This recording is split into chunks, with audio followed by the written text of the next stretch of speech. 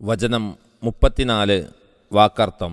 വലികുല്ലി ഉമ്മത്തിൻ, എല്ലാ സമുദായത്തിനും, ജഅൽന, നാം ഏർപ്പെടുത്തിയിരിക്കുന്നു, മൻസകൻ, ഒരു കർമാനുഷ്ഠാനമുറ, ലിയദ്കുറു, അവർ കീർത്തനം ചെയ്യാൻ, പറയുവാൻ, ഇസ്മല്ലാഹി, അള്ളാഹുവിൻ്റെ നാമത്തെ, അലാമാ റസഖഹും, അവൻ അവർക്ക് നൽകിയതിൻ്റെ മേൽ, മിൻ ബഹീമത്തിൽ അൻആമി, കന്നുകാലി മൃഗങ്ങളിൽ നിന്ന്, ഫ ഇലാഹുക്കും, എന്നാൽ നിങ്ങളുടെ ഇലാഹ്, ആരാധ്യൻ, ഇലാഹും വാഹിദ്, ഏക ഇലാഹാണ്, ഫലഹു, ആകയാൽ അവന്, അസ്ലിമു, നിങ്ങൾ കീഴ്പ്പെടുവിൻ, ഇസ്ലാമിനെ അനുഷ്ഠിക്കുവിൻ, വബശ്ശിർ, സന്തോഷവാർത്തയും അറിയിക്കുക, അൽ മുഖ്ബിത്തീൻ, വിനീതന്മാർക്ക്, താഴ്മ കാട്ടുന്നവർക്ക്.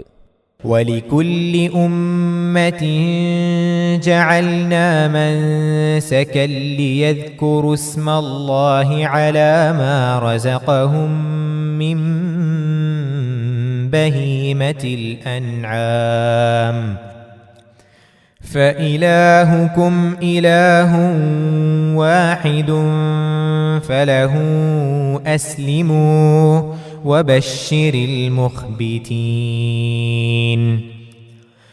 എല്ലാ സമുദായത്തിനും തന്നെ അവർക്ക് അള്ളാഹു നൽകിയിട്ടുള്ള കന്നുകാലി മൃഗങ്ങളുടെ മേൽ അവൻ്റെ നാമം കീർത്തനം ചെയ്യുവാനായി നാം അഥവാ അള്ളാഹു ഓരോ കർമാനുഷ്ഠാന മുറ ഏർപ്പെടുത്തിയിരിക്കുന്നു. എന്നാൽ നിങ്ങളുടെ ഇലാഹ് അഥവാ ആരാധ്യൻ ഏക ഇലാഹ് മാത്രമാകുന്നു. ആകയാൽ അവന് മാത്രം നിങ്ങൾ കീഴ്പ്പെടുക, അഥവാ ഇസ്ലാം അനുഷ്ഠിക്കുക. നബിയെ, വിനീതന്മാർക്ക് സന്തോഷവാർത്ത അറിയിക്കുകയും ചെയ്യുക. 34 വചനത്തിന്റെ വിശദീകരണം. മൻസക്കൻ, കർമാനുഷ്ഠാനമുറ എന്നതുകൊണ്ട് ഇവിടെ ഉദ്ദേശിക്കപ്പെടുന്നത് ബലികർമ്മങ്ങളാകുന്നു. മൃഗങ്ങളെ ബലി ചെയ്യുക എന്ന കർമ്മം മുസ്ലിം സമുദായത്തിന് അഥവാ നബി സല്ലല്ലാഹു അലൈഹി വസല്ലം തിരുമേനിയുടെ ഉമ്മത്തിനു മാത്രം നിശ്ചയിക്കപ്പെട്ട ഒന്നല്ല.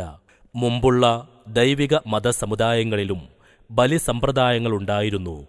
ആചരണ രീതിയിൽ വ്യത്യാസമുണ്ടായിരിക്കുമെങ്കിലും അവയുടെയെല്ലാം ഉദ്ദേശ്യം ഒന്നുതന്നെ: അള്ളാഹുവിന് മുമ്പിൽ താഴ്മയും ഭക്തിയും പ്രദർശിപ്പിക്കുക, അവന്റെ പ്രീതിക്കുവേണ്ടി ത്യാഗം ചെയ്യുക, അവന്റെ നാമം കീർത്തനം ചെയ്യുക മുതലായവയാണത്.